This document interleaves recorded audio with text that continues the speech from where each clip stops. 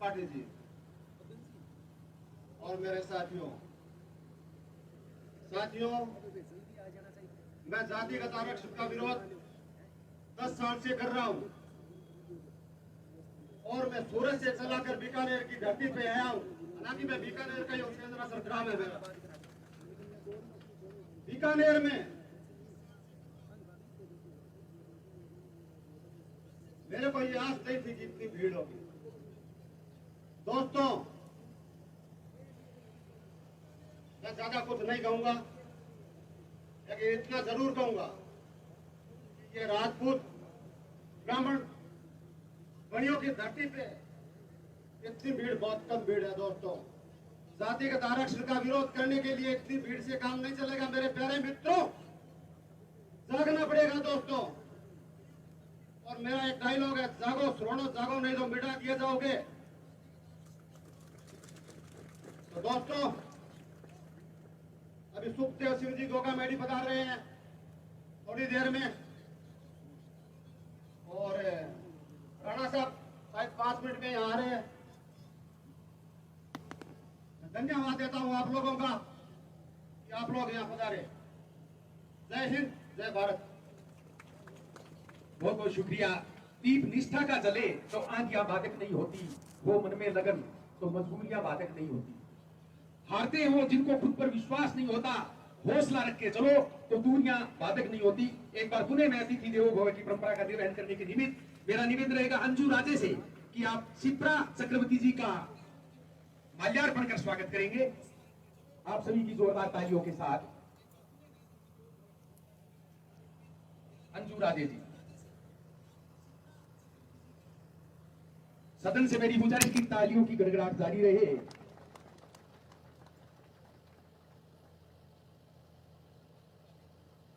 स्वागत किया जा रहा है शिप्रा चक्रवर्ती जी, जो कि उड़ीसा से पधारे हैं।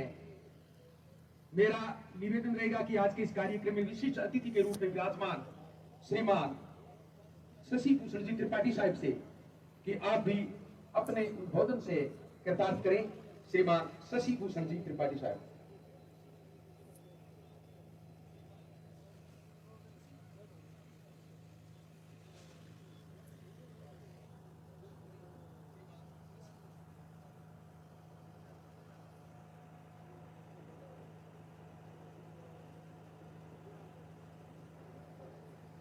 शशि भूषण जी का जोरदार तालियों से स्वागत हो रहा है।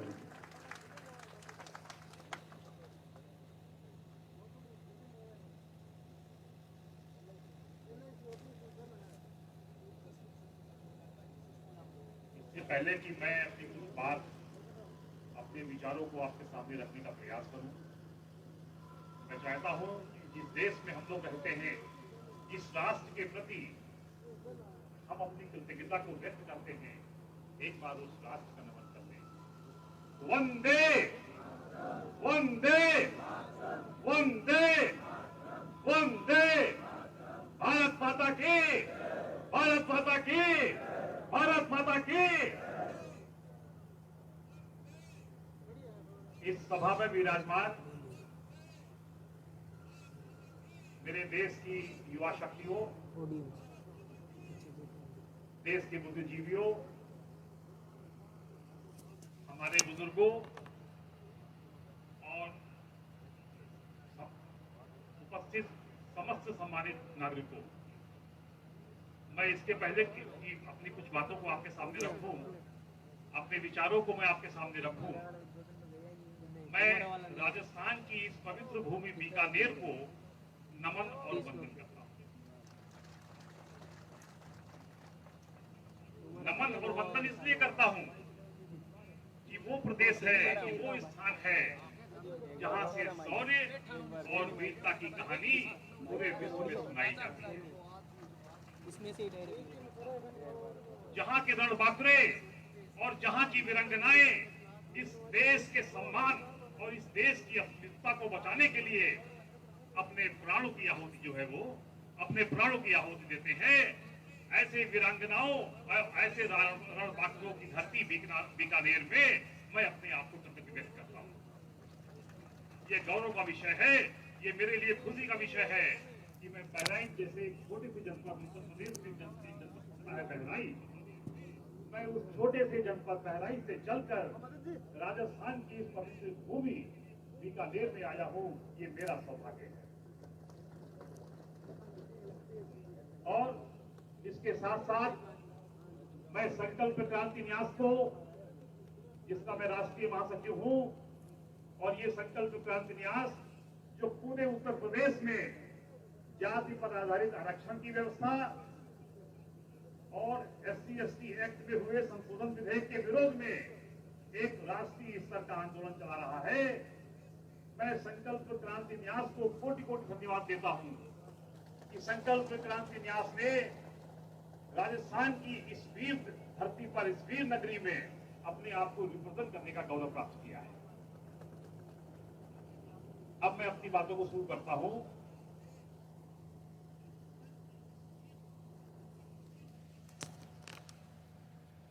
सबसे पहले मैं एक ज्वलंत मुद्दे पे अपनी बातों को यहां शेयर करना चाहूंगा, और वो ज्वलंत मुद्दा है SC/ST एक्ट में हुआ संशोधन विधेयक।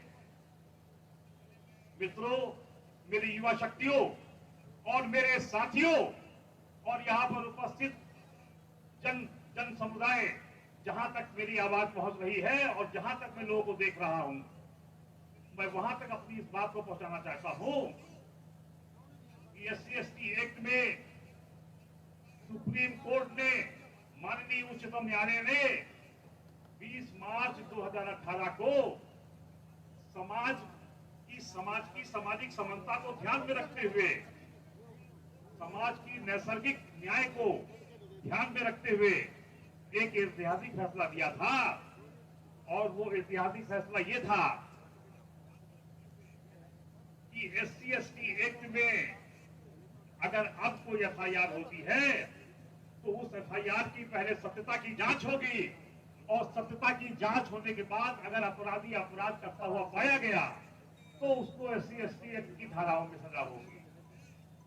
तो ये बताइए कि सुप्रीम कोर्ट का ये फैसला, जिसने सामाजिक समानता का बीज बोया, जिसने समाज में बनती विषमता को दूर करने का प्रयास किया, सुप्रीम कोर्ट के इस फैसले में क्या कमी थी? सुप्रीम कोर्ट के इस फैसले में ऐसी कौन सी कमी थी कि केंद्र की वर्तमान सरकार ने सुप्रीम कोर्ट के इस नैसर्गिक फैसले को पलटते हुए, उसको अपमानित करते हुए लोकसभा में एक संशोधन विधेयक पास कर दिया। और ये संशोधन विधेयक, जिसने केवल सवर्णों को ही नहीं, गैर दलितों को आजाद देश का गुलाम बना दिया। मैं केवल सवर्णों की हिमाकत करने यहां पर नहीं आया हूं। एक ऐसे संशोधन विधेयक ने जिसने गैर दलितों को आजाद भारत का गुलाम बना दिया और उनको गुलामी की जिंदगी जीने के लिए मजबूर कर दिया, और उस एक्ट का नाम है SC/ST एक्ट संशोधन विधेयक, जो केंद्र की वर्तमान सरकार ने दलित वोटों के लालच में, दलित वोट बैंक के लालच में, दलित प्रेम में वशीभूत होकर हमारी केंद्र की सरकार ने माननीय सुप्रीम कोर्ट के निर्णय को अपमानित करते हुए, सुप्रीम कोर्ट के निर्णय को कुचलते हुए लोकसभा में एक ऐसा विधेयक पास किया जिसने आजाद भारत में गुलामी की नींव फिर से डाल दी। अब मित्रों, ये बताइए कि केंद्र की वर्तमान सरकार ने उच्चतम न्यायालय को अपमानित किया, लेकिन केंद्र की सरकार से जब मैं राम मंदिर के बारे में पूछता हूं तो वही केंद्र की सरकार राम मंदिर के विषय में सुप्रीम कोर्ट का हवाला देती है और कहती है कि मुझे माननीय उच्चतम न्यायालय के निर्णय का इंतजार है। ये दोगली राजनीति अब मैं नहीं चलने दूंगा। ये दोगली राजनीति मैं नहीं चलने दूंगा, जहां पर एक तरफ सुप्रीम कोर्ट के निर्णय का अपमान होता है और दूसरी तरफ दूसरे मुद्दे पर सुप्रीम कोर्ट के निर्णय का इंतजार होता है। ये दोगली राजनीति, ये देश के नेता जो इस देश को जातीय व्यवस्था के आधार पर, जातीय विषमता के आधार पर बांटने में तुले हुए हैं, जिन्होंने समाज में एक ऐसी खाई पैदा कर दी है, जो खाई देश के विकास में बाधक है, देश की उन्नति में बाधक है, देश की प्रगति में बाधक है। ऐसी जो सामाजिक खाई है, जातियों के आधार पर उत्पन्न इस खाई को अब भारत का जो नागरिक है वो बर्दाश्त नहीं करेगा और पुरजोर विरोध कर रहा है इसका। बोलिए भारत माता की जय। अब SC/ST एक्ट में मैं यहाँ पर तमाम गणमान्य लोग बैठे हैं, मैं स्पष्ट रूप से ये कहना चाहता हूँ कि SC/ST एक्ट में जो संशोधन विधेयक केंद्र की सरकार ने किया है, उसमें उन्होंने पुराने प्रावधानों को फिर से डिटो किया और प्रावधानों को सख्ती से लागू किया। और इस प्रावधान में स्पष्ट रूप से कहा है कि किसी दलित की इच्छा मात्र से गैर दलित समाज का कोई भी व्यक्ति अब जेल जा सकता है। किसी दलित की इच्छा मात्र से गैर दलित समुदाय का कोई भी व्यक्ति अब जेल जा सकता है। दलितों के हितों में, दलितों के सम्मान में, अनुसूचित जाति और जनजातियों के वोट बैंक के लालच में हमारी केंद्र की सरकारों ने जिस तरीके से समाज को बांटने का काम किया है, जिस तरीके से देश को बांटने का काम किया है, वो निंदनीय है और निश्चित रूप से जो है वो निंदा करने योग्य है। भारत माता, मैं देश की युवा शक्तियों से आगाह कर दे रहा हूं, देश के नवयुवकों से ये मेरी अपील है, मेरा निवेदन है कि समाज में इस तरीके से विभेद की भावना पैदा करने वाले जो राजनीतिक दल हैं, इनकी मंशा को पहचानने का प्रयास कीजिए। आज सामान्य वर्ग की स्थिति हो गई है। मैं खुले रूप से ये कह सकता हूं कि वर्तमान परिस्थितियों में सबसे ज्यादा शोषित, सबसे वंचित और सबसे उपेक्षित कोई समाज है तो वो सवर्ण समाज है। वो सामान्य वर्ग है जो उपेक्षा का शिकार हो चुका है और सामान्य वर्ग के ऊपर एट्रोसिटीज शुरू हो चुकी है। सामान्य वर्ग के ऊपर एट्रोसिटीज शुरू हो चुकी है। इसका सीधा सा उदाहरण ये है कि अभी कुछ दिनों पहले एक ऐसे व्यक्ति ने, जिन्होंने देश की रक्षा के लिए अपने प्राणों की बाजी लगा दी थी, एक कर्नल चौहान के प्रकरण को आप लोगों ने सुना होगा। कर्नल चौहान को बेइज्जत करके उनके आवाज से हथकड़ी पहनाकर और जेल की सलाखों के पीछे डाल दिया गया। उनका सिर्फ दोष ये था कि एक जमीनी विवाद में, एक दीवार के विवाद में उनकी लड़ाई एक दलित अधिकारी से हो गई थी और दलित अधिकारी ने SC/ST एक्ट का जो है नाजायज लाभ लेते हुए, उसका मिसयूज करते हुए जो है वो चौहान जैसे कर्नल को जेल की सलाखों के पीछे डाल दिया। कौन लौटाएगा कर्नल की कमाई हुई हैसियत को और उस पूंजी को जो उसने अपने मान मर्यादा प्रतिष्ठा के रूप में कमाई थी। कर्नल की उस मान मर्यादा जो डैमेज हुई, उस डैमेज को कौन कंट्रोल करेगा? आज समाज में पनपी इस खाई को, समाज में पनपी इस विषमता को, जो राजनीतिक दलों के राजनीतिक स्वार्थ की पूर्ति का सिर्फ माध्यम है, राजनीतिक दलों के राजनीतिक रोटी सेकने का माध्यम है, सत्ता लोलुपता के लिए समस्त राजनीतिक दलों ने अपने निजी स्वार्थ के लिए समाज को खाइयों में बांटने का काम किया है। आज सुप्रीम कोर्ट ने नेशनल क्राइम रिपोर्ट के आधार पर, नेशनल क्राइम रिपोर्ट ब्यूरो ने जो डाटा प्रस्तुत किया सुप्रीम कोर्ट में, उस डाटा में स्पष्ट रूप से ये कहा था कि 2016 का जो करेंट डाटा था, 2016 के डाटा में नेशनल क्राइम रिपोर्ट ने कहा कि 936 ऐसे केस पाए गए SC/ST एक्ट में जो बिल्कुल फेक थे और उस केस में कोई भी सत्यता नहीं थी। 936 ऐसे केस पाए गए जो फेक थे और मुझे आश्चर्य होता है इस डाटा को जानकर कि 936 जो केस फेक पाए गए थे, उसमें 495 केस OBC वर्ग के लोगों से, यानी SC/ST एक्ट के दुरुपयोग का सबसे ज्यादा दुष्प्रभाव हमारे समाज के OBC वर्ग के ऊपर होता है। तो मैं OBC वर्ग के लोग अगर यहाँ पर उपस्थित है, मेरी बातों को सुन रहे हैं, तो मैं पिछली जातियों से भी ये कहना चाहता हूँ कि SC/ST एक्ट के दुरुपयोग से सर्वाधिक प्रभावित हमारा OBC समाज हो रहा है। अतः SC/ST एक्ट संशोधन विधेयक का विरोध सामान्य वर्ग और OBC वर्ग को साथ मिलकर करना चाहिए, एक क्रांति बनाकर करना चाहिए, एक यूनिटी बनाकर SC/ST एक्ट संशोधन विधेयक का विरोध सामान्य वर्ग ओबीसी वर्ग को मिलकर कंधे से कंधा मिलाकर सड़कों पर आकर एकजुटता बनाकर एक छतरी के नीचे आकर ऐसे संशोधन विधेयक का विरोध करना चाहिए। और मैं आगाह कर दे रहा हूं केंद्र की सरकारों को और समस्त राज्य की सरकारों को कि अगर उन्होंने SC/ST एक्ट में सर्वोच्च न्यायालय के निर्णय का सम्मान नहीं किया और SC/ST एक्ट संशोधन विधेयक को वापस नहीं लिया तो एक इतना जबरदस्त आंदोलन पूरे देश में होगा, इतना भीषण आंदोलन होगा कि इसकी पूरी जिम्मेदारी सरकारों की होगी। इन आंदोलनों के लिए हमने कमर कस ली है। मुझे पूर्ण विश्वास है, मेरे अंदर आत्मविश्वास है कि SC/ST एक्ट संशोधन विधेयक जैसा काला कानून इस देश से निस्संदेह होकर रहेगा। मैं आश्वासन देता हूं। और ये समाज के एक बहुत बड़े वर्ग को गुलामी की ओर ले जा रहा है। SC/ST एक्ट में हुआ संशोधन विधेयक समाज के एक बहुत बड़े हिस्से को गुलामी की ओर ले जा रहा है। आज स्थिति है कि SC/ST एक्ट के दुरुपयोग से, SC/ST एक्ट के मिसयूज से जिनकी दुकानें चल रही थी वो फिर से चमकने लगी है। SC/ST एक्ट में एक प्रावधान ये भी है कि SC/ST एक्ट में विभिन्न धाराओं में 75,000 से लेकर 8.5 लाख रुपए का कंपनसेशन भी पीड़ित पक्ष को मिलता है। ये जो अमाउंट है ये भी SC/ST एक्ट के दुरुपयोग का मुख्य कारण है।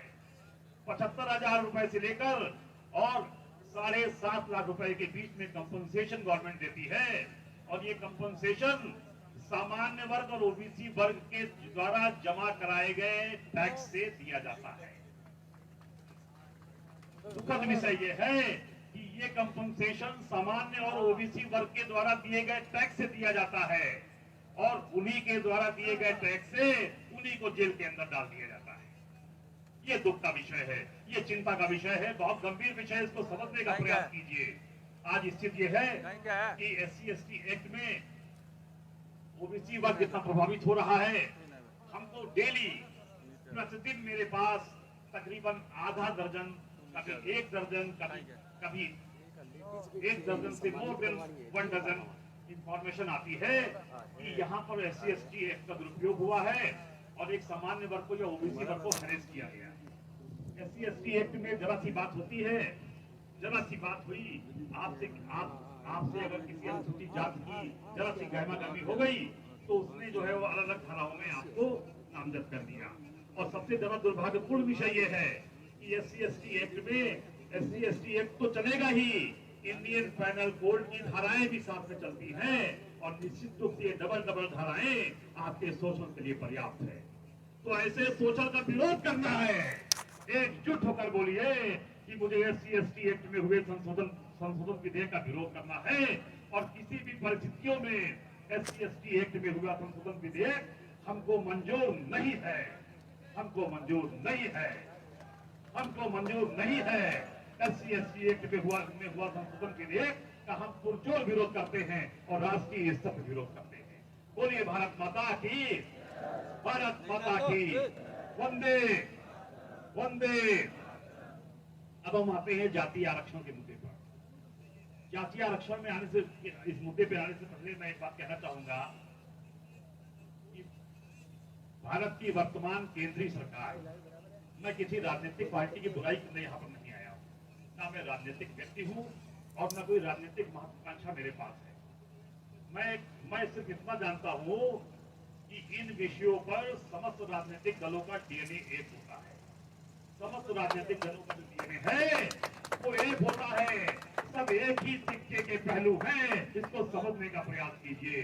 कोई हिंदुत्व को मोहरा बनाकर चुनाव जीतता है और कोई सांप्रदायिक भावना को मोहरा बनाकर चुनाव जीतता है, कोई अल्पसंख्यक वोट बैंक के माध्यम से चुनाव जीतता है, कोई जातियों को बंटवा कर चुनाव जीतता है, लेकिन सबका मकसद एक है, एन केन प्रकार सत्ता को प्राप्त करना।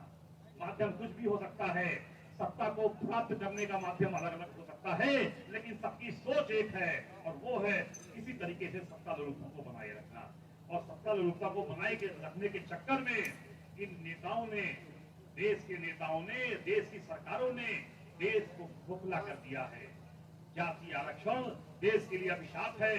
जातीय आरक्षण देश की प्रगति में बाधक है। जातीय आरक्षण देश की दुर्दशा का मुख्य कारण है। इसको कहने में मुझे कोई संशय नहीं है। आज आरक्षण ने देश की प्रगति को रोक दिया है। आरक्षण ने नेताओं के निजी स्वार्थ को सिर्फ पूरा किया है। आरक्षण शब्द नेताओं के निजी स्वार्थ की देन है, बाकी इससे राष्ट्र को कोई फायदा नहीं होने वाला है।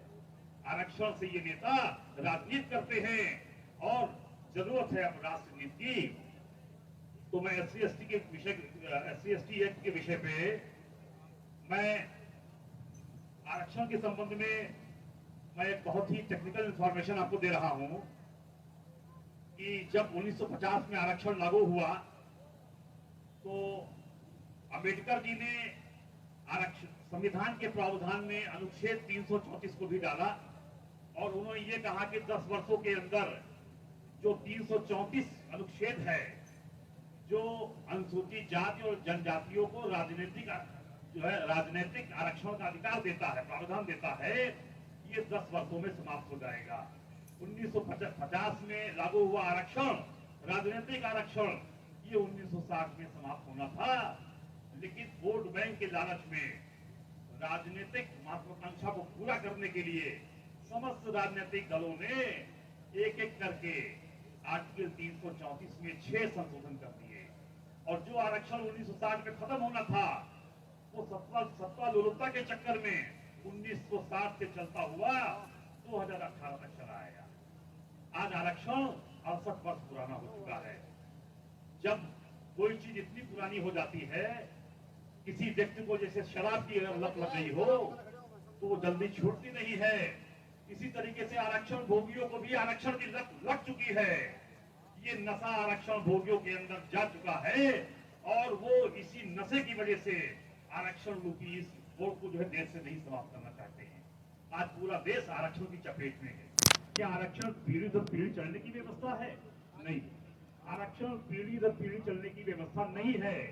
आरक्षण को एक शॉर्ट टर्म के लिए लागू किया गया था जिससे सामाजिक समानता देश में आ जाए और सदियों से उपेक्षित जो हमारा वंचित वर्ग है, जो हमारा शोषित समाज है, उनमें और जो अग्रणी समाज है उनमें एक तरीके से समानता के बीच हो दिए जाए।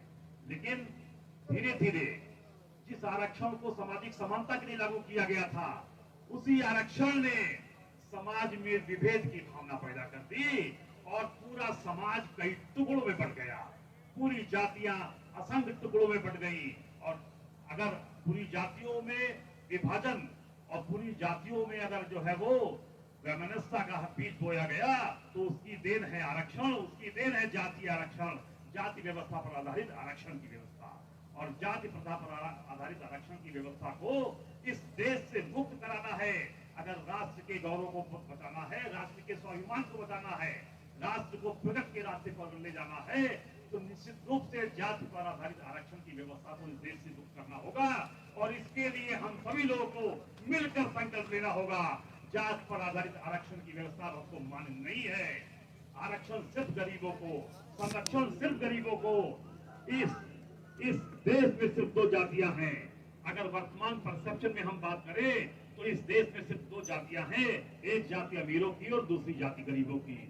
गरीबों की गरीबी ही उसकी जाति होती है, वो चाहे सवर्णों का गरीब हो और चाहे वो ओबीसी वर्ग का गरीब हो या दलित का गरीब हो। गरीब गरीब होता है और गरीब की गरीबी ही उसकी जाति होती है।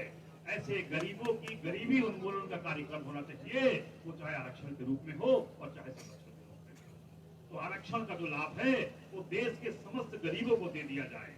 देश के समस्त गरीबों को आरक्षण के सभी संवैधानिक अधिकारों से नवाजा जाए, तभी देश में सामाजिक समानता आ सकती है।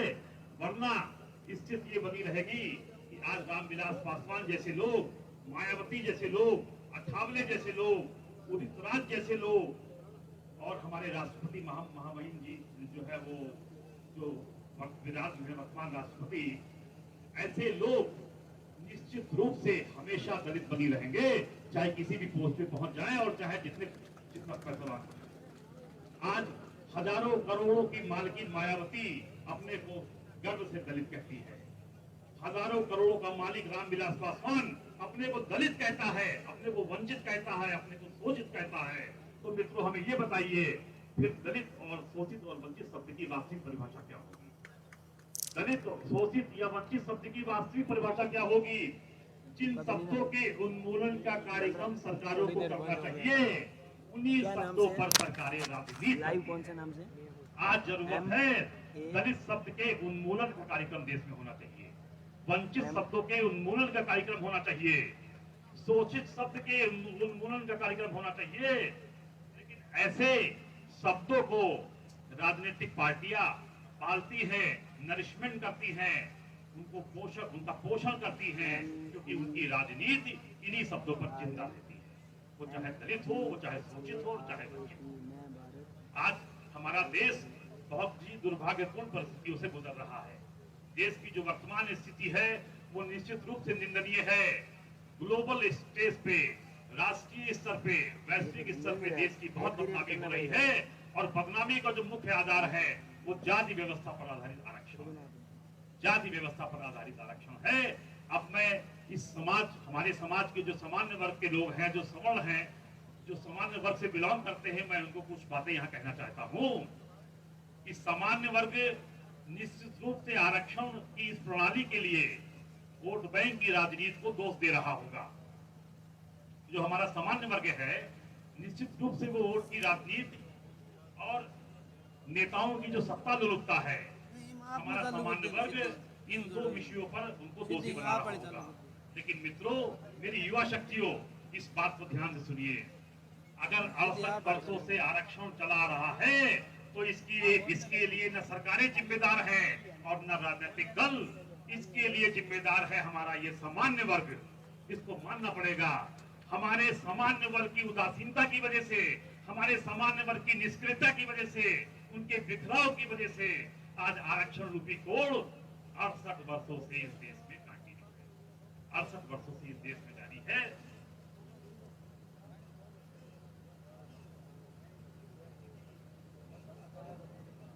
राजनीतिक दलों को और नेताओं को क्या चाहिए?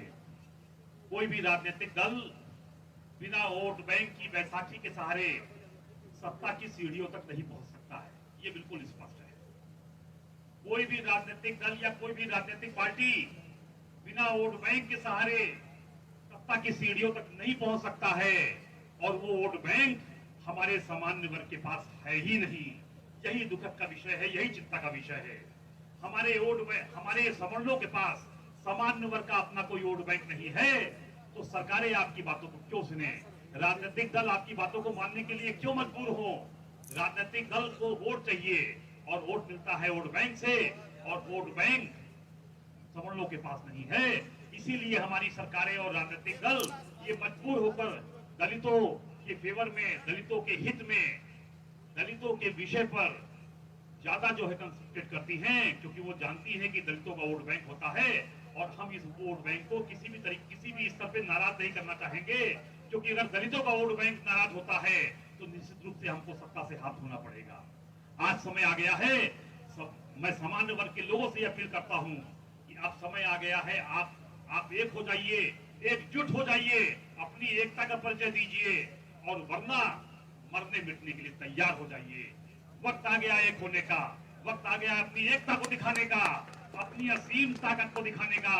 और अगर आप अपनी एकता को नहीं दिखा पाते हैं, अपने वोट बैंक को नहीं बना पाते हैं, तो निश्चित रूप से ये जानिए कि आप जबरदस्त उपेक्षा का शिकार हो रहे हैं, और आने वाला समय बहुत ही दुखदाई और बहुत ही जो है उपेक्षित समय होगा आपके लिए। इसके जिम्मेदार आप स्वयं होंगे, इसके लिए आपके बच्चे जिम्मेदार होंगे, आपके पूर्वज जिम्मेदार होंगे। तो मैं स्पष्ट रूप से समाज के सभी व्यक्तियों से अनुरोध करना चाहता हूं कि व्यक्तिगत कुंठा को किनारे करते हुए व्यक्तिगत जो मतभेद है उसको एक बार किनारे कर दीजिए, और ऐसे राष्ट्रीय मुद्दों पर एक होकर, इकट्ठा होकर ऐसे विषयों का विरोध कीजिए जो निश्चित रूप से राष्ट्र के प्रति जो है वो राष्ट्र को तोड़ने वाले हो, राष्ट्र को विखंडित करने वाले हो, या राष्ट्र के प्रति जो है वो अशोभनीय हो। इसी के साथ मैं अपनी बातों को समाप्त करना चाहता हूं, और मैं आप सभी लोगों से अपील करूंगा, मेरा अनुरोध है आप सभी लोगों से कि SC/ST एक्ट में हुए संशोधन विधेयक का आप लोग सख्त विरोध कीजिए, और इतना दबाव बनाइए कि सरकारें 20 मार्च को सुप्रीम कोर्ट के द्वारा लिए गए निर्णय को फिर से वापस करने के लिए बाध्य हो जाएं। और दूसरा मेरा निवेदन ये है कि जाति पर आधारित आरक्षण की व्यवस्था अब इस देश को स्वीकार नहीं है, इस राष्ट्र को मंजूर नहीं है। तो ऐसी जाति पर आधारित आरक्षण की व्यवस्था जो समाज में भेदभाव पैदा करती है, इसको कुचलने का प्रयास कीजिए। इसको इस देश से हमेशा के लिए नेस्तनाबूद करने का प्रयास कीजिए। इसी के साथ मैं अपनी बातों को समाप्त करता हूँ। जय हिंद, जय भारत, वंदे मातरम।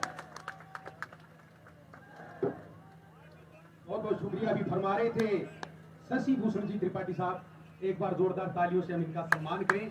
बहुत कुछ इन्होंने बताने का प्रयास किया कि जातिगत आरक्षण के आधार पर और ये समाज जो है वो केवल दो वर्ग में बट जाता है, हेवज एंड हैव नॉट्स, शोषक वर्ग और शोषित वर्ग। वर्षों से शोषक वर्ग है वो शोषितों को असंगठित करके, अशिक्षित करके और असुरक्षित करने का प्रयास करता आ रहा है। और इस व्यवस्था को शोषित के बीच की जो समाज की, इस वर्ग के बीच की जो खाई है, इस खाई को पूरा निमित करने के निमित्त, उसको पूरा पाटने के निमित्त इस तरह के आयोजन में एक बार पुनः आप सभी का हृदय की असीम गहराइयों से स्वागत, अभिनंदन और आप सभी का वेलकम करते हैं। मंच पर विराजमान सर्वेश जी पांडे साहब, जिनको आप सोशल मीडिया में अमूमन देखते हैं कि आप आरक्षण के विरुद्ध छाए रहते हैं अपने विचारों से, तो मेरा निवेदन रहेगा कि आप भी माइक्रोफोन के पास आए और अपने उद्बोधन से कृतार्थ करेंगे। श्रीमान सर्वेश जी पांडे साहब, आप सभी की जोरदार तालियों के बीच में सदन से मेरा निवेदन एक बार फिर से कि सर्वेश जी पांडे साहब का भी जोरदार तालियों से आप स्वागत और अभिनंदन करें। सर्वेश जी पांडे साहब।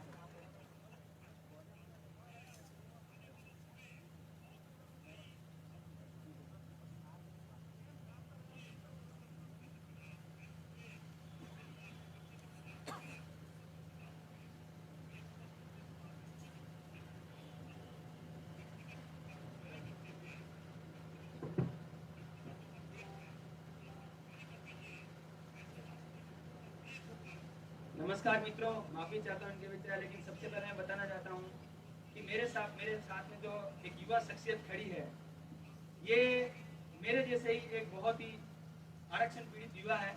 काफी पीड़ा है, एक युवा होने के नाते मैं स्पेशल आया। काफी पीड़ा है और इंटरनेट पे, सोशल साइट पे बहुत ज्यादा हम सभी युवा इनसे जुड़े हुए हैं। और ये जो अभी अपनी पीड़ा व्यक्त करेंगे या हकीकत जो आप लोग बयां करेंगे, एक युवा की हकीकत बयां करेंगे, मैं इनका बहुत बहुत स्वागत करता हूं इसके लिए।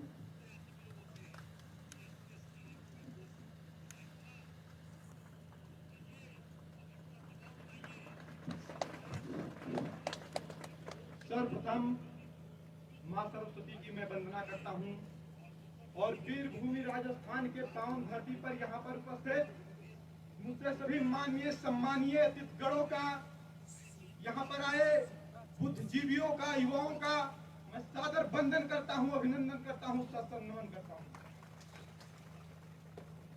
अभी जो आप लोगों के बीच में अपनी बात को रख रहे थे आदरणीय श्री शशिभूषण त्रिपाठी जी, ऐसा मानिए कि वो हमारे चाणक्य हैं।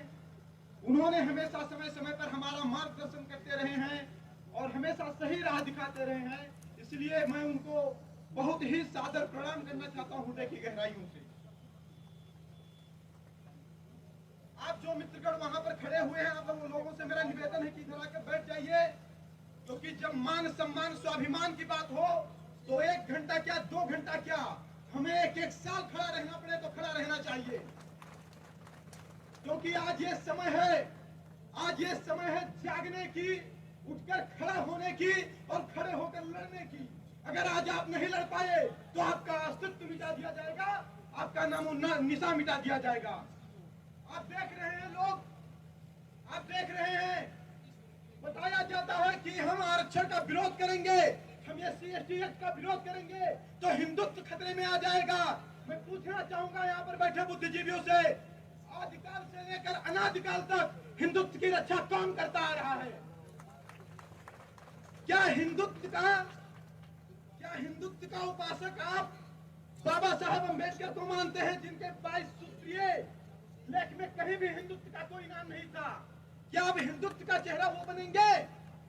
अरे महाराणा प्रताप हिंदुत्व के लिए मर गए, राणा सांगा हिंदुत्व के लिए मर गए, लोगों की गर्दनें कट गई, धड़े घंटों तक लड़ा करती थी, हिंदुत्व के लिए मर गए। और आज हम ही आपको दरकिनार कर दिया गया। मैंने वो दर्द देखा है, मैंने वो दर्द देखा है सवर्णों का। लोग कहते हैं हमने जातवादिता फैलाई रखी है, लोग कहते हैं हमने छुआछूत फैलाई है। आपने देखा होगा, हम चाय की दुकान पर जाते हैं, समोसे की दुकान पर जाते हैं, चाउमीन की दुकान पर जाते हैं, किसी दुकानदार की जात पूछ के उससे सौदा नहीं लेते। लेकिन जब हम कोई फार्म अप्लाई करने जाते हैं, नौकरियों में, एडमिशन में, तब हमारी जात पूछी जाती है। और पाड़े तिवारी मिश्रा राजपूत होने के नाते, श्रीवास्तव होने के नाते, जो फार्म हमारे SC/ST मित्र को 50 रुपए की मिलती है, वही फार्म हमें 500 रुपए की मिलती है। क्या ये जातीय शोषण हमारा नहीं है? इस संविधान के द्वारा हमारा जातीय शोषण हो रहा है। आज लोग कहते हैं संविधान बहुत महान है, संविधान ने हमको समानता दी। मैं मानता हूं संविधान में लिखा है कि जात, धर्म, लिंग, भाषा के नाम पर कोई भेदभाव नहीं किया जाएगा, लेकिन एक विशेष जात को जात के आधार पर आरक्षण दे करके क्या हमारे साथ भेदभाव नहीं हो रहा है? आज देख रहा हूं हमारे समाज के लोग जो राजनीतिक पार्टियों के 5 रुपए की सदस्यता तक नहीं लिए हैं, वो राजनीतिक पार्टियों के लिए अपने समाज को गाली देने को खड़े हो जाते हैं। नोटा का विषय हो या कोई अन्य विषय हो, हम किसी पर यहाँ कहना नहीं चाहेंगे कि आप नोटा को वोट दो या किसी को वोट दो, लेकिन जब आवश्यकता पड़े एकजुट होकर विरोध करने की, फिर क्यों नहीं मंच पर आ पाते हो? ये कैसे कल्पना करते हो कि हम विरोध भी ना करें और आरक्षण खत्म हो जाए? हमारे आपके पूर्वजों की कायरता थी कि आज आरक्षण चल रहा है। अगर आज हम आप चुप रहे तो 70 साल क्या 700 साल तक नहीं आरक्षण चलेगा। आप कुछ नहीं कर पाओगे। दर दर की ठोकरें आपके बच्चे खाएंगे, निकाले जाएंगे, भगाए जाएंगे, आप कुछ नहीं कर पाओगे। आप बहुत योग्य हैं, आपकी योग्यता का क्या मतलब? आपकी सारी योग्यता एक सरकारी जात प्रमाण पत्र के आगे बेकार हो जाएगी। मेरी इन बातों को गंभीरता से सुनिएगा। यहाँ पर अभी कुछ लोगों ने प्रश्न किया कि लोगों की संख्या बहुत कम है। मैं कहना चाहूंगा जंगल में शेरों की संख्या कम होती है, इसका मतलब नहीं कि गीदड़ राजा हो जाएगा। आप लोग शेर हैं, शेर। अपने आप को पहचानो, अपने वंशजों को पहचानो। तुम्हारे खानदान का एक चाणक्य खड़ा होता है, तुम्हारे खानदान का एक चाणक्य खड़ा होता है, भारत की राजनीति बदल देता है। तुम्हारे खानदान का एक महाराणा प्रताप खड़ा होता है। मुगलों की हिम्मत नहीं होती कि आपके सीमा में अंदर आ जाएं, फिर आप अपने आप को, अपनी शक्तियों को क्यों भूल कर बैठे हो? ये सर्वेश पांडे बहराइच की धरती से आज राजस्थान की धरती पर किस लिए आया है? इसलिए आया है क्योंकि आरक्षण पर आप लोगों को काफी लोगों ने बताया होगा, आप जानते होंगे, लेकिन जो आग आप लोगों के अंदर भड़कनी चाहिए वो आग भड़काने में आया हूं। लोग कहते हैं यहाँ आप, कुछ लोग कहते हैं कि आप कुछ नहीं कर पाओगे। बहुत लोग आए चले गए, कुछ नहीं कर पाए, आप क्या कर पाओगे? मैं कहता हूं मैं बहुत कुछ कर लूंगा। एक बार साथ तो आकर देखो, एक बार कदम से कदम मिलाकर तो देखो। हम वो लोग हैं कि जो 39 साल की अवस्था में अमेरिका शिकागो में भारतीय संस्कृति का परचम लहरा देते हैं। हम वो लोग हैं जो 12 वर्ष वनवास पाते हैं तो त्रिलोक विजेता रावण को पराजित कर देते हैं। हम वो लोग हैं जो 22-23 साल की उम्र में हंसते हंसते देश के लिए फांसी पर चढ़ जाते हैं। हम वो लोग हैं कि जब सूट बूट वाले, आप लोग समझिएगा, हम वो लोग हैं जब सूट बूट वाले अंग्रेजों की चापलूसी कर रहे थे, फ्लाइट से आ जा रहे थे लंदन में, तब हम देश के लिए गोलियां खा रहे थे। हम वो लोग हैं। आपको पता होगा 33 करोड़ के आसपास आबादी थी देश की। जब देश हमारा गुलाम था, क्या सभी लोग आजादी की लड़ाई लड़ रहे थे? नहीं, बस कुछ चंद्रशेखर आजाद, मंगल पांडे पैदा हुए और इतिहास बदल कर चले गए। आज कुछ लोगों को खड़े होने की आवश्यकता है, अपने अंदर के जज्बे को पहचानने की आवश्यकता है और अपने आप को बताने की आवश्यकता है कि आप शेरों के वंशज हैं, शेरों के सियारों के नहीं। मैं जानता हूं ये बात कि आज बहुत ही या कुछ कम लोग ही मेरा साथ दे रहे हैं, लेकिन कोई दुख की बात नहीं है, कोई चिंता की बात नहीं है, क्योंकि हम शेरों का नेतृत्व कर रहे हैं, सियारों का नहीं। और शेरों का नेतृत्व करना सबके बस की बात नहीं होती साथियों।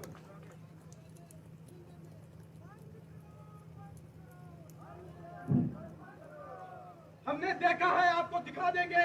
आप चलिए, कभी हमारे साथ लोग कहते हैं ब्राह्मण ठाकुर गरीब नहीं होते। अरे ऐसे ऐसे ब्राह्मण ठाकुर पड़े हुए हैं जो भुखमरी के कगार पर हैं, उनके बच्चे टाफी मारते हैं, माता जी उनके थप्पड़ मारकर चुप करा देते हैं, इसलिए क्योंकि उनके पास पैसा नहीं है। माता से ज्यादा कौन प्यार करता है अपने बच्चों को, लेकिन पैसा ना होने के नाते एक चाबी नहीं दिलवा पाते हैं। ये सोच समझ की होती है।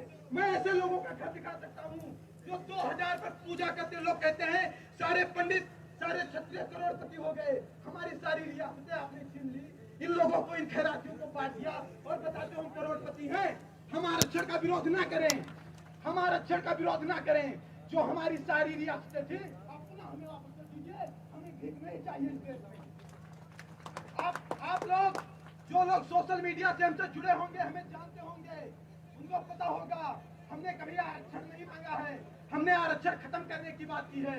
उसके पीछे कारण है क्योंकि हमें अपने बाहुबल पर, अपने भुजदंडों पर विश्वास है, अपने बुद्धि पर विश्वास है। हम सब कुछ कर सकते हैं, हम चाणक्य आर्यभट्ट के वंशज हैं, कुछ ऐसा नहीं है जो हम कर नहीं सकते। लेकिन इस खैरात से इस देश को बर्बाद नहीं होने देंगे। लोग कहते हैं आरक्षण खत्म नहीं होने देंगे। आज आप देख लीजिए, जो गुरु आरक्षण पाकर गुरु बना है, क्या वो इस देश को विश्वगुरु बना सकता है? क्या वो इस देश को विश्वगुरु बना सकता है? जो डॉक्टर आरक्षण पाकर डॉक्टर बना है, जिसे बुखार की दवा नहीं पता है, आपको कैंसर की दवा क्या देगा भाइयों? आप मर जाओगे उसकी अगर दवा खाओगे। जो खुद छोटा बड़ा नहीं जानता, आपके बच्चों को इंजीनियर क्या बनाएगा, आप उससे कल्पना कर सकते हो? आपके बच्चों का करियर देखो, ये आरक्षण दिन प्रतिदिन बढ़ाए जा रहे हैं। आज आप विरोध नहीं कर रहे हो, ना करो, कोई बात नहीं, लेकिन इतना मानकर चलो, अगर आज आप लोग नहीं जगे, आज विरोध नहीं करे, तो अगर प्राइवेट कंपनियों में भी आरक्षण लागू हो गया तो कटोरा लेकर सड़कों पर आने की स्थिति हो जाएगी आप लोगों की। क्योंकि आज बहुत बड़ा षड्यंत्र चल रहा है। मैं देख रहा हूँ कि जिनको हमने राष्ट्रवाद के नाम पर प्रशासन दिल्ली के सिंहासन पर बैठाया, आज वो जातवाद के नाम पर हमको तोड़ रहे हैं। हमने उनको राम के नाम पर सत्ता में भेजा था, राष्ट्रवाद के नाम पर सत्ता में भेजा था, हमने उनको जातवाद के नाम पर सत्ता में नहीं भेजा था। हम उनके अंदर हिम्मत नहीं थी कि वो राम मंदिर पर कानून लाए, उनके अंदर हिम्मत नहीं थी धारा 370 पर कानून लाए, उनके अंदर हिम्मत नहीं थी परिवार नियोजन पर कानून लाए। सिर्फ और सिर्फ उनके अंदर हिम्मत थी कि वो SC ST पर कानून लाकर हमें बांट दें। आज स्थिति बहुत ही दयनीय है। मैं आप लोगों से विनम्र निवेदन करना चाहूंगा, अपने स्वाभिमान के लिए, अपने बच्चों के भविष्य के लिए खड़े हो जाइए, लड़िए और जीतिए, और जीत का विजय पताका फहराइए। क्योंकि इतना मानकर चलिए, इतिहास गांधी नेहरू से जिस तरह से प्रश्न कर रहा है, उसी तरह से तुमसे भी करेगा। अगर आज आप लड़ नहीं पाए तो ये इतिहास है साथियों, ये किसी को छोड़ने वाला नहीं, किसी को भूलने वाला नहीं। आपके बच्चे प्रश्न करेंगे कि जब लोग ये SC ST एक्ट का विरोध कर रहे थे, तब आप क्या कर रहे थे? मैंने देखा है, यही कोई मोदी या राहुल गांधी की रैली होती, लाखों की संख्या एकत्रित हो जाती। लेकिन अपने स्वाभिमान के लिए, अपने मान सम्मान के लिए, अपने बच्चों के करियर के लिए अगर आपका समाज नहीं आ पा रहा है, नहीं जग पा रहा है, तो ये बहुत ही शर्म की बात है। क्योंकि इतना मानकर चलिए, जो अपने घर की रक्षा नहीं कर सकता, वो गांव की रक्षा क्या करेगा? जो अपने बच्चों के करियर के लिए नहीं लड़ सकता, वो झूठे कहे कि मैं हिंदुत्व के लिए लड़ूंगा, देश के लिए लड़ूंगा, तो ये सब झूठ है, वो कुछ नहीं कर पाएगा। आप सबसे पहले आपका परम कर्तव्य है, जिसको आपने पैदा किया है, उसके करियर के लिए लड़ो। आज आपके खेत में किसी की बकरी चली जाए, आप एक बार कहो भैया बकरी निकाल लो, वो बकरी नहीं निकालेंगे। 2 बार कहो बकरी निकाल लो, ज्यादा बोलोगे आपके ऊपर ये लग जाएगा। हमारी आपकी बहन बेटियां कॉलेज जाए, स्कूल जाए पढ़ने के लिए, कोई SC ST का लड़का छेड़े, आकर हमसे शिकायत करें, तो क्या आप FIR लिखवाने जाएंगे? छेड़छाड़ का पहले आप उसे मारेंगे, और आप जैसे मारेंगे तुरंत आपके ऊपर हर्ज निकाल दूंगा। इस व्यवस्था के खिलाफ अगर अपना हमारे पूर्वजों ने स्वाभिमान के साथ जिया, हम भी स्वाभिमान के साथ जी रहे हैं। अगर स्वाभिमान के साथ जीना चाहते हो तो आओ साथ में खड़े हो और इस व्यवस्था के खिलाफ लड़ो।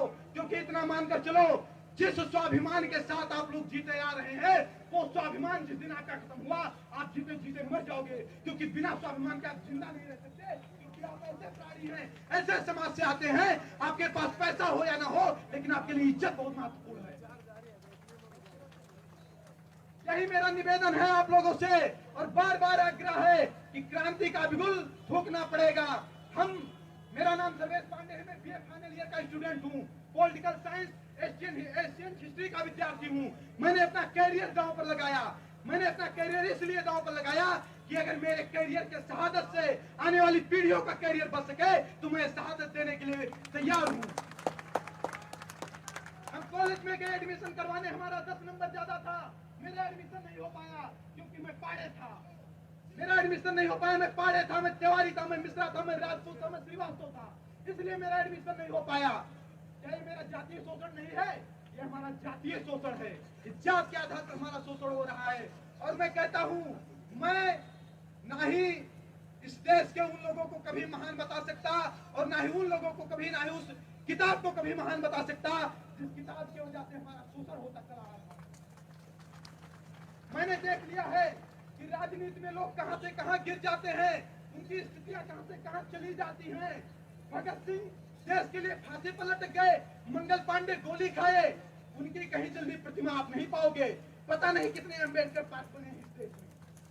मंगल पांडे पार्क आपने नहीं देखा होगा, भगत सिंह पार्क आपने नहीं देखा होगा, चंद्रशेखर आजाद पार्क आपने नहीं देखा होगा। ये घिनौनी राजनीति है हमारे देश की। और आपको एक बात और बता दूं, मैं किसी से नहीं डरता हूं। यहीं पर आए पुलिस ऐसे हथकड़ी लगाए और मुझे जेल के अंदर डाल दे।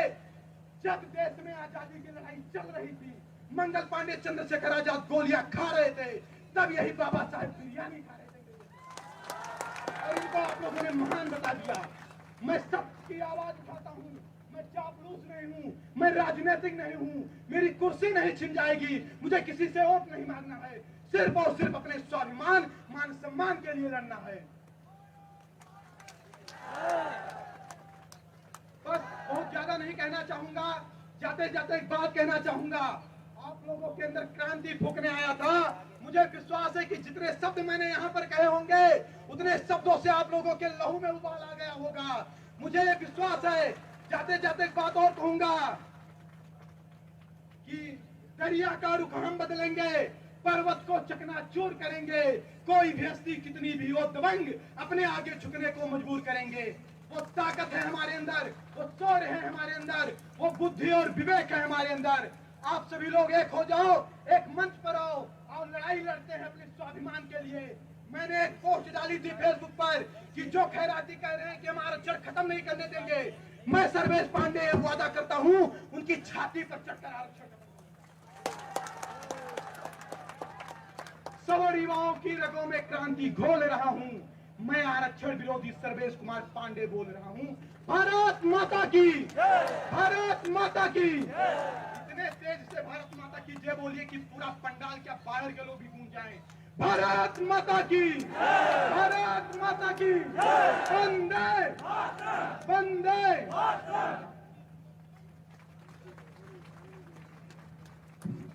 बहुत बहुत धन्यवाद मेरे युवा साथी सर्वेश पांडे जी का। क्या गजब की बात कही इन्होंने। मेरे दोस्तों, मेरे युवा भाइयों, क्या गजब की बात कही इन्होंने। अगर अब भी आपके दिल में, अब भी आपके मन में अगर आग नहीं लगी है तो याद रखिए, हमारे आने वाली पीढ़ी हम पे ललकार, हमको धिक्कार करेगी कि उस दिन तुम कहाँ थे जब सर्वेश पांडे जैसे, जब तुम जैसे युवा डट कर मुकाबला कर रहे थे और आप जैसे सो रहे थे पिताजी, तब कहाँ थे। भाइयों, आज आप सब लोग आए हो ना, मैं छाती ठोक के बोल रहा हूँ कि इस पूरे संभाग में सिर्फ इतने ही शेर हैं जो डरे नहीं और यहाँ आए हैं, जिन्होंने किसी भी नेता की नहीं सुनी या किसी प्रशासन की नहीं सुनी, ना किसी अपने बड़े बुजुर्ग की नहीं सुनी कि वहाँ क्या करने जा रहे हो। नहीं, आप यहाँ आए हो, आपने अपना स्वाभिमान जगाया है। सुभाष चंद्र बोस जी ने कहा था कि आजादी का संग्राम कहीं काली शाही लिख पाती है, ये शीश कटाने का सौदा नंगे सिर झेला जाता है। जब ये आरक्षण रूपी गुलामी हम कर रहे हैं ना, इसको आजाद करने के लिए हमें अपना शीश भी कटाना पड़े ना दोस्तों, तो तैयार हो जाइए। अपने दिल में आग लगा के रखिए कि हमें आज शपथ लेता हूं कि आरक्षण रूपी इस राक्षस को मेरे देश से मुक्त करना है, मेरे देश को राष्ट्रवाद की ओर लेके जाना है। और इसी के साथ मैं संपत जी सारस्वत को बुलाना चाहता हूं, वो भी एक सरकारी दलित है। मैं आपको दोबारा कहना चाहता हूं, सरकारी दलित, जिनको सरकार ने स्वर्ण तो है, सवर्ण तो है, जाति से ब्राह्मण तो है, लेकिन हमें सरकार ने दलित बना दिया है। ये भी एक सरकारी दलित है और ये आग पिछले 10 वर्षों से इनमें लगी हुई है।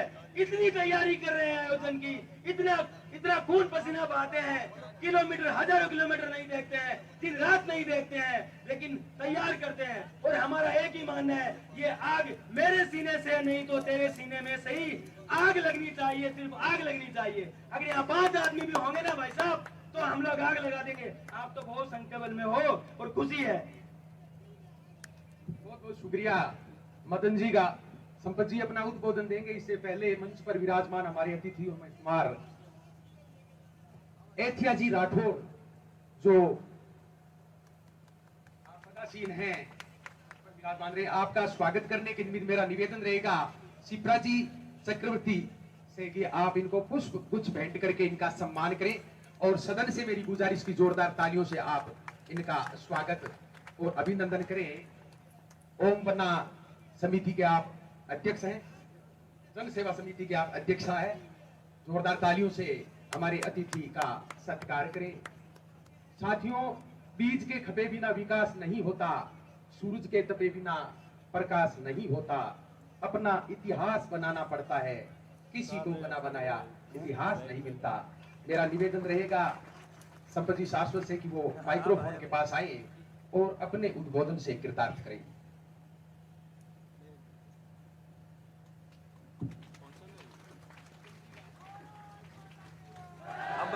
बहुत बहुत धन्यवाद। सबसे पहले यहाँ कुछ मेरे भाई बंधु और मेरे साथ साथ सरकारी दलित जितने भी खड़े हैं आकर बैठ जाए, स्थान ग्रहण कर ले सारे के सारे सरकारी दलित। मैं बताता हूं कि हम सरकारी दलित कैसे हैं। दोस्तों, मेरा परिचय दिया गया था कि संपत सारस्वत सरकारी दलित। हाँ, मैं सरकारी दलित हूं। 15 अगस्त 1947 को देश आजाद हुआ। ना जाने वो संविधान की पराकाष्ठा क्या थी, लेकिन उज्जवल है, पवित्र है, ग्रंथ है। श्रीमद् भागवत गीता जितना ही मान सम्मान हम उस पवित्र संविधान का करते हैं। उस समय जिस संविधान ने संवैधानिक रूप से आज जो लोकसभा और राज्यसभा में जिन 4-5 शब्दों का ठेका इन राजनीतिक वर्तमान हुक्मरानों ने ले रखा है, वो थे सच में 1947 के अंदर वांछित, शोषित, पीड़ित, ऐसे करके 4-5 नाम लेते हैं। ये लोग 15 अगस्त 1947 को सच में थे, वो संवैधानिक दलित थे, परंतु उस वक्त अपने आप में हम स्वर्ण कहने वाले लोग आज इस स्थिति पर आ गए हैं कि वांछित, पीड़ित और शोषित। ये मुझे बताने की जरूरत नहीं है कि आप किस प्रकार से हैं, लेकिन ये स्थितियां आपके सामने खड़ी कर दी गई है कि इन सरकारों ने आपको सरकारी दलित बनाकर रख दिया गया है। ये सत्य है, आप इस बात को माने या ना माने। मैं यहाँ कम रहता हूं, लेकिन यहाँ पर जितनी घटनाएं होती है, उन घटनाओं में कुछ घटनाएं ऐसी भी आती है जिन घटनाओं में चैलेंज के साथ इन संवैधानिक दलितों द्वारा इन सरकारी दलितों को आगाह किया जाता है कि ये कर दो नहीं तो ये कर देंगे, ये कर दो नहीं तो ये कर देंगे। पीड़ा जो है वो ये है कि जब किसी प्रकार के रंग भेद और पंथ संप्रदाय की राजनीति से जोड़कर जब किसी सभा को जोड़ा जाता है, तो उस सभा में जलबंबाकार तरीके से भीड़ आती है, उनको मैनेज किया जाता है, उनके पास उस प्रकार की व्यवस्थाएं हैं, उस प्रकार के उनके कॉन्टेक्ट्स हैं। लेकिन हम इसको अन्यथा मत लीजिएगा। आज इस बात से अगर आपको पीड़ा पहुंचती है, तो अगला आयोजन किसी का भी हो, उस आयोजन के अंदर इस पीड़ा को साथ में लेकर जाइएगा। मेरे कुछ बंधु यहाँ पर गले में भगवा दुपट्टा डालकर चल रहे हैं, मैं उन्हें कहना चाहता हूं कि गले में भगवा दुपट्टा निकाल दीजिए। ये हमें शर्मसार कर रहा है। जब तक हम इस तरह के सार्वजनिक आयोजनों में हमारे लोगों को नहीं पहुंचा सकते, तो इस तरह से गले में दुपट्टा लगाकर माथे पर तिलक लगाने से आपका हक और अधिकार ये राजनीतिक हुक्मरान आपके घर पे नहीं पहुंचाएंगे, क्योंकि इस व्यवस्था के अंदर काम हो रहा है, जिस व्यवस्था के अंदर हमारे बीच में हिंदू हृदय सम्राट युवा उपदेश राणा हमारे बीच में पधार चुके हैं। मैं सभी से कहूंगा कि अपने स्थान पर खड़े होकर अभिवादन करें, लेकिन किसी प्रकार की अव्यवस्था ना हो, इसलिए अपने स्थान पर ही रहे।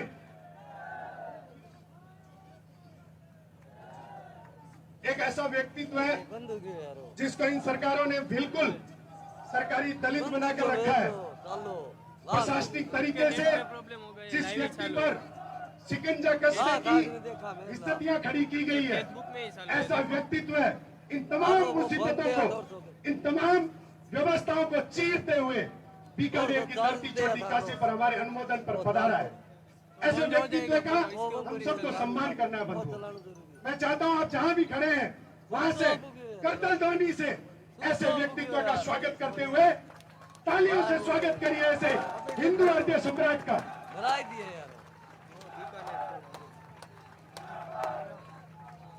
दोस्तों, आज अगर आपकी आवाज धीरे पड़ती है तो समझिए कि जिस प्रकार से मैंने आपको कहा कि इस भगवे की लाज रखने के लिए आज आपको साथ में आना होगा। बहुत बहुत स्वागत है, बहुत बहुत स्वागत है भाई उपदेश राणा जी का।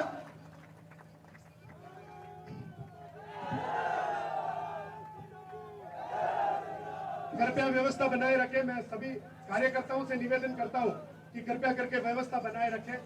भाई उपदेश राणा के अलावा जो भी कार्यकर्ता बंधु है, जो भी सामाजिक बंधु है, वो अपना स्थान ग्रहण करें। व्यक्तिगत रूप से उपदेश भाई राणा को जाने के लिए कम से कम हमने 6 घंटे का समय मांगा है। एक एक युवा को जिनसे मिलना है उनसे मिलवाएंगे, लेकिन अब इस व्यवस्था को बनाए रखने के लिए सभी अपना स्थान ग्रहण करिए, क्योंकि जिस प्रकार की उद्घोष के साथ जिस वाणी को आपके बीच में रखने वाले हैं वो सच में ऐतिहासिक होने वाली है। बीकानेर की धरती पर इस छोटी काशी के अंदर हिंदुत्व की अपनी आवाज को बुलंद करने के लिए हमारे बीच में पधारे भाई उपदेश राणा का मैं हार्दिक स्वागत करता हूं, बहुत बहुत अभिनंदन करता हूं, जिन्होंने इस बीकानेर तक पहुंचने के लिए, इस बीकानेर की धरती पर पहुंचने के लिए जिन्होंने ना जाने कितनी मुसीबतों को सहन किया, ना जाने कितने प्रकार की मुसीबतों की पग बाधाएं पार करते हुए बीकानेर पहुंचे, क्या क्या रोकने के लिए प्रयास नहीं किए, परंतु फिर भी तमाम उन उम्मीदों के बाद बीकानेर की इस धरती पर, छोटी काशी की धरती पर भाई उपदेश राणा पधारा है। उसके लिए एक बार मैं करतल ध्वनि से आपकी तरफ से स्वागत करवाना चाहता हूं। बंधुओं, किसी भी प्रकार की हेट स्पीच का मतलब हो गया कि किसी भी प्रकार की ज्वलंत बात करके व्यवस्था खड़ी करना हम भगवा वालों को नहीं आता है। हम लोग पूरी तरह से सहनशील हैं, तभी 75 साल से, पिछले 75 वर्षों से सरकारी दलक बने हुए घूम रहे हैं। लेकिन मजे की बात देखिए, आज भी हम घरों से नहीं निकल रहे हैं। इसका अंदाजा आपको इस पंडाल से लग जाएगा।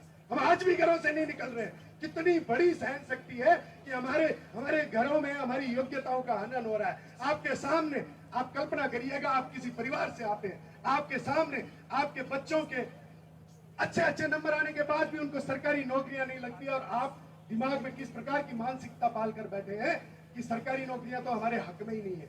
आपका बच्चा 70% लाकर भी बिना नौकरी बेरोजगार घूम रहा है। मैंने सुबह भी कहा था, पुनः कहता हूं, यही कृषि मंडी में 8, 10, 15 हजार रुपए में बोरे ढोने पड़ते हैं उस 70-75% वाले व्यक्ति को, लेकिन -14% लाकर भी खेराती 96,000 रुपए की पगार इन सरकारों से पाता है और सरकार उन्हें देती है। और जब हम इसके खिलाफ आवाज उठाते हैं तो यही खेराती अपने दल बल के साथ, अपने प्रशासनिक व्यवस्था के साथ हमें आंखें दिखाते हैं। जैसा भाई सर्वेश पांडे ने कहा, हथकड़ी लगा दो ले जाओ, ये बात सत्य है, लेकिन हम लॉ एंड ऑर्डर को मेंटेन करना जानते हैं। क्योंकि यहाँ पर जितने भी व्यक्ति हैं, एक भी व्यक्ति 30, 35, 34% वाला ग्रेस पाकर पास हुआ व्यक्ति नहीं है। सरकारी दलित है भैया, 90% लेके यूनिवर्सिटी टॉप किया है हमने। इतने कुसंस्कारित लोग हम नहीं है कि हम लॉ एंड ऑर्डर को मेंटेन नहीं कर पाए। हम भी उस नीली किताब की, इस देश के संविधान की पूर्ण रूप से पूजा करते हैं। उस ग्रंथ को हम भी श्रीमद् भागवत गीता के समान मानते हैं, लेकिन उसके पेज नंबर 18 पे समान नागरिक अधिकार के कानून को आपने च्युइंगम से चिपका कर इस लोकसभा में पारित क्यों नहीं होने दे रहे हो? आखिर समस्या क्या है? क्यों समान नागरिक अधिकार का कानून इस देश में पारित नहीं होता है? क्यों SC/ST एक्ट के अंदर एक ऐसी IPC धारा लगाई जाती है जिस धारा की बदौलत आपको बिना जांच के कटघरे के अंदर डाल दिया जाता है? क्यों ये व्यवस्था उठाने के लिए भी जब हमने आवाज उठाई तो किसी को रंग से जोड़ दिया गया, किसी को राजनीति से जोड़ दिया गया, किसी को परिवार से जोड़ दिया गया, किसी को जाति, पंथ और संप्रदाय से जोड़ दिया गया। और सच में मैं मदन जी ने भी थोड़ी देर पहले कहा था, मैं पुनः कहना चाहता हूँ, जितने भी यहाँ सरकारी दलित बैठे हैं ना उपदेश भाई, ये सारे के सारे शेर हैं, और वो शेर है जो आप ढूंढ रहे हो पूरे भारत में घूम घूम के। सच में ये वो शेर है जो अपने घरों में राजनीतिक व्यवस्था और इन राजनीतिक झंडों की गुलामी को ना सहन करते हुए इस पंडाल में आपकी आवाज को सुनने के लिए पहुंचे हैं, इस स्वाभिमान के समागम में अपना स्वाभिमान बचाने के लिए पहुंचे हैं। मैं सबको हार्दिक नमन करता हूं, कोटि कोटि वंदन करता हूं आपको। ये तो मेरी जन्मभूमि है, यहाँ तो मैं जितना कहूंगा उतना कम है, लेकिन आज इस सभागार में सारे लोग जितने पहुंचे हैं, ये बाहर से पूरे भारत से हमने जो विचारों का संग्रह किया, वो विचार आपके बीच में रखवाना चाहते हैं बंधुओं। मैं आपको एक बात और अवगत कराना चाहता हूँ कि यहाँ पर हमने एक नई व्यवस्था, आज तक जितनी व्यवस्थाएं उन संवैधानिक दलितों को मिलती है, उतनी व्यवस्थाएं हमने दिमाग से यहाँ पर सरकारी दलितों के लिए खड़ी की है। मैं उपदेश राणा जी को बता देना चाहता हूँ कि ये पूरा सभागार, यहाँ जितने विचार जो चर्चा में है, ये सारे के सारे विचार पिछले 1.5 घंटे से लाइव किए जा रहे हैं पूरे विश्व के अंदर, और पूरे विश्व से जितने लोग हमें जानते हैं, पहचानते हैं, हमारे विचारों को जानना चाहते हैं, वो लाइव सुन रहे हैं, और ये इतिहास के पन्नों में दर्ज हो जाएगा। इसे आज कल परसों कोई नहीं हटा पाएगा। इसलिए अपने विचारों को इस प्रकार से रखिएगा कि यहाँ सभागार में 200, 500, 1000, 5000 कितने हैं वो हमें फर्क नहीं पड़ता है। आप पूरे 135 करोड़ लोगों को संबोधित करते हुए अपनी बात को रखिएगा और अपने हक और अधिकार की बात रखिएगा। इस बात के साथ मैं अपनी वाणी को विराम देता हूं और पुनः आपको कहना चाहता हूं कि जिस दिन आपके मन में आपकी आत्मा आपको चित्कारने लग जाए, जब तक आपके घर का कांच, मिरर, जब तक आपके घर का आईना आपको दुत्कारे नहीं आपके हक और अधिकार के लिए आवाज उठाने के लिए, तब तक कृपया करके ये तिलक और गले में भगवा डालना बंद कर देवे, क्योंकि हम इसका कोई प्रभाव छोड़ नहीं पा रहे, तो इसका दुरुपयोग क्यों करें। इस बात को अन्यथा मत लीजिएगा भाइयों। मैं भी आपकी तरह सरकारी दलित हूँ, ये भी मैं पहले बहुत कुछ कर चुका हूँ, लेकिन अब पीड़ित होकर, शोषित होकर, वंचित होकर आपको कह रहा हूँ कि इन सारी व्यवस्थाओं को अपने ऊपर लागू करने से पहले खुद को मजबूत बनाना पड़ेगा, खुद को सशक्त बनाना पड़ेगा, तभी हमारी फतेह निश्चित है। लेकिन ये जो कानून के नाम पे आपको डराने वाले लोग हैं, इससे डरने की जरूरत नहीं है, इसको पढ़ने की जरूरत है, इसको जानने की जरूरत है, और उसको जानने के लिए ये सरकारी दलित पूरी तरह से कटिबद्ध है। यहाँ पर कुछ अधिवक्ता भी हमारे आए हुए हैं, मुझे पता नहीं उनको अधिवक्ता बनने के बाद उन्होंने किस प्रकार से संविधान का पालन किया होगा, लेकिन मैं संविधान पढ़ रहा हूँ, मुझे पता है कि यहाँ अपने आप में संवैधानिक दलित कहने वाले लोग 40-40 लाख की गाड़ियों में घूमते हैं। मुझे दिल्ली और जयपुर ले जाने की जरूरत नहीं है बंधु, आपको यही 5-7-10 किलोमीटर के रेडियस में आपको ऐसे लोग मिल जाएंगे जो अपने आप को संवैधानिक दलित कहते हैं, परंतु 40-40 लाख की गाड़ियों में घूमते हैं। मैं इस लाइव के माध्यम से एक बात और कहना चाहता हूँ कि दिल्ली के अंदर 12 जनपद में एक ऐसा बंगला है जो इस ग्राउंड से भी बड़ा है, और रामविलास पासवान जी का वो बंगला है जो संवैधानिक दलित है। अरे किस चीज की पीड़ा है आपको, किस चीज की कमी है आपको कि आपका बेटा सरकारी दलित होने के नाते भी मंत्री है, आप भी मंत्री हैं, और आप इस सरकार में समान नागरिक के कानून को ना मानते हुए आज भी अपने आप को दलित कहते हुए 1.5 रुपए किलो की गेहूं खा रहे हैं, 1 रुपए किलो की चीनी खा रहे हैं, वो सारी सुख सुविधाएं ले रहे हैं। अरे ये सरकारी दलित अपने आप में इतना मजबूत है, इतना स्वाभिमानी है कि आज भी हम 20 रुपए किलो की गेहूं और चीनी का पूरा दाम दे रहे हैं। हम किसी भी प्रकार की छूट हमें इन संविधानों से नहीं मिलती है, क्योंकि हम सरकारी दलित हैं। तो ये जो संवैधानिक दलितों ने जो इस देश को जिस प्रकार से विघटन करने का, तोड़ने का प्रयास किया है, इसके सामने अब आवाज उठाने की जरूरत है बंधुओं। एक बात लास्ट में आपको कहते हुए मैं मेरी बात को विराम देना चाहता हूं, और मैं आपको बताना चाहता हूं कि इस संवैधानिक दलित और सरकारी दलित के बीच की जो लड़ाई है ना, इस लड़ाई में रंग भेद, जाति संप्रदाय की जो राजनीति है, इस राजनीति को थोड़े दिन परे रख दीजिए। ये देश और आपकी आने वाली जो पीढ़ी है, भावी पीढ़ी है, वो सुरक्षित हो जाएगी। वरना आज कह के जाता हूं, 20 वर्ष बाद आपको ये स्थितियां आपके घर में देखने को मिलेगी कि आपकी आने वाली भावी पीढ़ी आपके बाहर वाले हॉल में आपके जाने के बाद आपकी फोटो तक नहीं लगाएगी, क्योंकि दुत्कारेगी आपको कि ये वही लोग हैं, ये वही कायर लोग हैं। जब हमारा शोषण हो रहा था इस कानून के दायरे में, तब इन्होंने आवाज नहीं उठाई और अपनी जिंदगी को सरकारी दलित बनते हुए इन्होंने पूरी किया। इसलिए आवाज उठाइए, साथ आइए, और अगला कोई आयोजन मेरा कोई भाई बंधु जब कराए, हक और अधिकार और स्वाभिमान की बात हो, तो अपने सह परिवार वहां पर पधारिएगा। बहुत बहुत धन्यवाद। मैं मेरी वाणी को विराम देता हूं और अगली उद्घोषित वाणी आपके बीच में प्रस्तुत होगी थोड़ी देर में। बहुत बहुत धन्यवाद।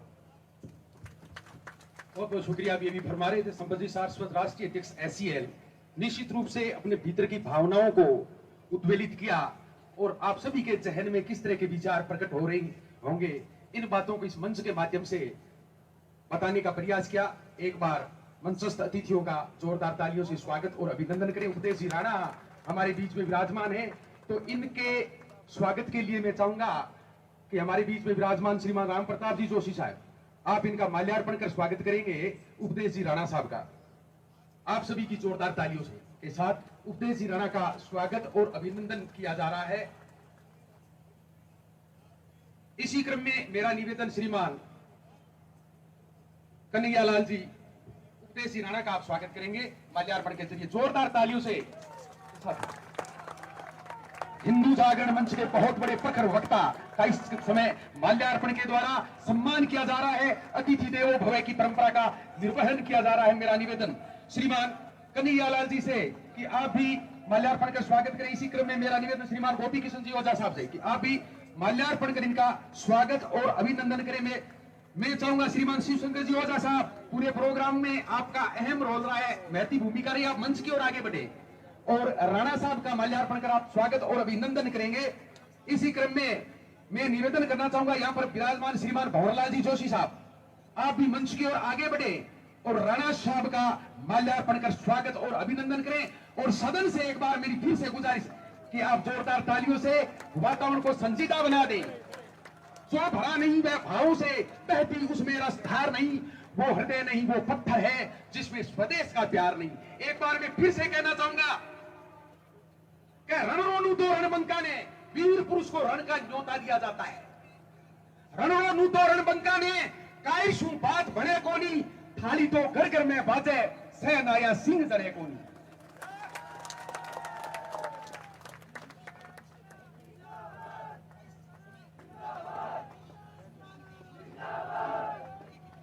मेरा निवेदन रहेगा श्रीमान दौलत राम जी से, सेवानिवृत्त प्रधानाचार्य जी, आप भी मंच की ओर आगे बढ़े और आप उपदेश जी राणा साहब का माल्यार्पण कर स्वागत करेंगे। तालियों की गड़गड़ाहट जारी रहनी चाहिए।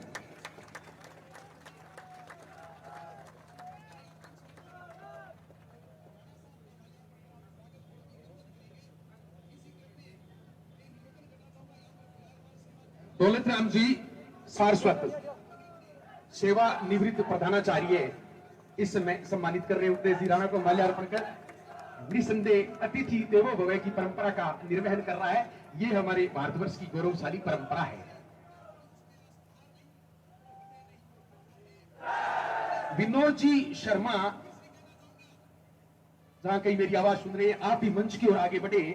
एडवोकेट विनोद जी मंच की ओर आगे बढ़े और आप भी राणा साहब का माल्यार्पण कर स्वागत करेंगे।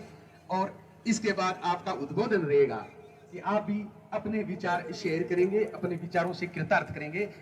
तो सदन से एक बार फिर से मैं चाहूंगा कि आप तालियां जरूर बजाएं।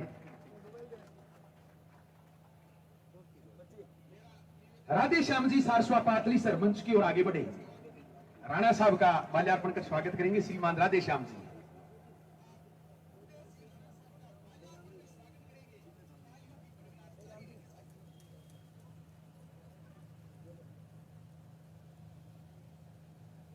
साथियों, बहुत सारे वक्ताओं ने आज इस मंच के माध्यम से हमारे भीतर की जो वेदना है इसको जागृत करने का प्रयास किया है।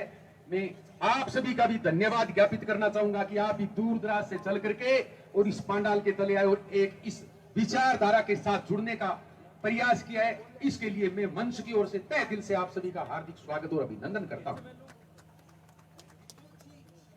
मेरा निवेदन रहेगा कि कार्यक्रम को जारी रखते हुए श्रीमान विनोद जी शर्मा एडवोकेट साहब अपने विचारों से कृतार्थ करेंगे आप सभी की जोरदार तालियों के बीच।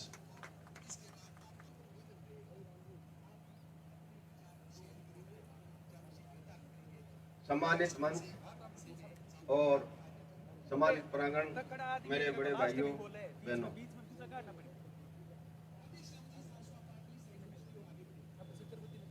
आज राष्ट्रवादी स्वाभिमान के लिए ये कार्यक्रम आयोजित किया गया है। इसके लिए बहुत बहुत धन्यवाद इनको। एक मारवाड़ी में कहावत है, छोटी सी कहावत है कि गई गई ने जान दे, रही रही ने राख।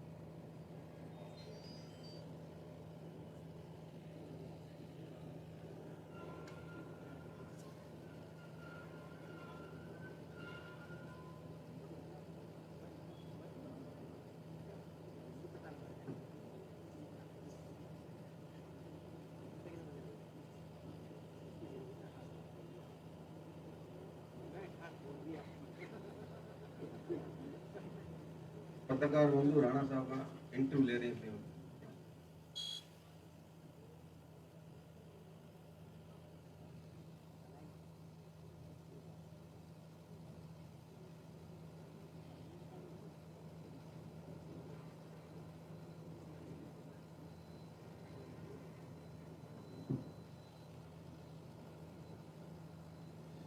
बोलिए भारत माता की, भारत माता की, गौ माता की। मारवाड़ी में कहावत है, गई गई ने जान दे, रही रही ने राख। गई गई ने जान दे, रही रही ने राख, नहीं तो रही रही भी जाएगी गई गई के साथ। 70 साल से जिस गलती को हम कर रहे हैं उसी को हम दोहरा रहे हैं।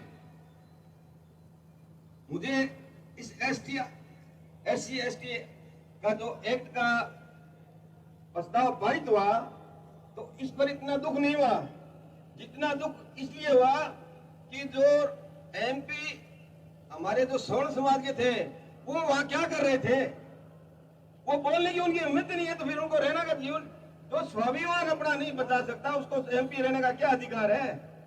वो स्वाभिमान के खिलाफ बोल ही नहीं सकते, स्वाभिमान से जी नहीं सकते, तो MP के काहे के बनने के हैं। MP बनने से फायदा क्या है। उससे तो अच्छा है कि वो जो 150 आदमी है उन्होंने अपने जाति के लिए पैरवी की और उन्होंने बोले और वो पास करवा लिया। तो इसके लिए आता है, हमें तो अपनों ने लूटा है, ये आरक्षण का प्रस्ताव उन्होंने पास करवाया है, हमें तो अपने उन्होंने लूटा। जहां पानी कम था हमारी किश्ती वहां डूबी जहां पानी नहीं था। इससे ज्यादा दुख की क्या बात हो सकती है। असल में अगर मैं आपको कहूं तो भारत आज भी आजाद नहीं है। अगर इसके लिए अगर देखना है तो आप बाहर निकल के देखो दुनिया में, भारत आजाद भी नहीं है। क्यों, भारत को आजादी जिस कारण से मिली थी उस बात को ही हमने छोड़ दिया। भारत को आजादी मिली थी, हमें कोई भी आके हम पर राज करे हमें कोई आपत्ति नहीं थी। सब अपना तो पूरा विश्व एक है, हमें कोई आपत्ति नहीं है। मुसलमान राज कर रहे थे हमें कोई आपत्ति नहीं थी, अंग्रेज राज कर रहे थे हमें कोई आपत्ति थी।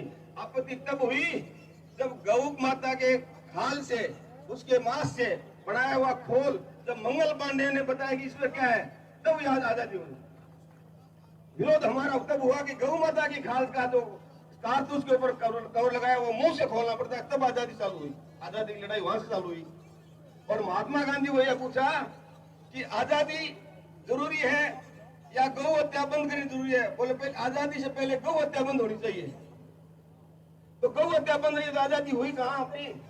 हम तो वैसे उनके बैठे हुए हैं। मेरा ये कहना है कि जो एक कुर्सी पर बैठे हुए हैं, ये जो कुर्सी पर बैठे हैं इनके पास 5-5 हजार वोट है एक के पास, और जो नीचे बैठे हैं इनके पास 1-1 हजार वोट है। अब वोटों की गिनती कर लो कि आगे आने वाले चुनाव में क्या हालत होगी इन पार्टियों की। जोधपुर में पिछले दिनों पार्टी का कोई सम्मेलन हुआ था, उस पार्टी में इतने आदमी भी नहीं थे और 20,000 कुर्सी लगी हुई थी। तो इनको अगर आप कह रहे हो ना कि आरक्षण खत्म कराना है, तो आरक्षण खत्म कराने के लिए अपने पास जो वोट का अधिकार है, यहाँ संख्या बल कम हो लेकिन वोटों वाले दिन अपने को काम पूरा करना है अपना। वोटों के दिन अपनी पार्टी हो तो ठीक है, यानी नोटों का बटन दबा कर अपना काम पक्का कर दो, यही काम है। भारत माता की धन्यवाद। बहुत बहुत शुक्रिया विनोद जी का। समय सीमा को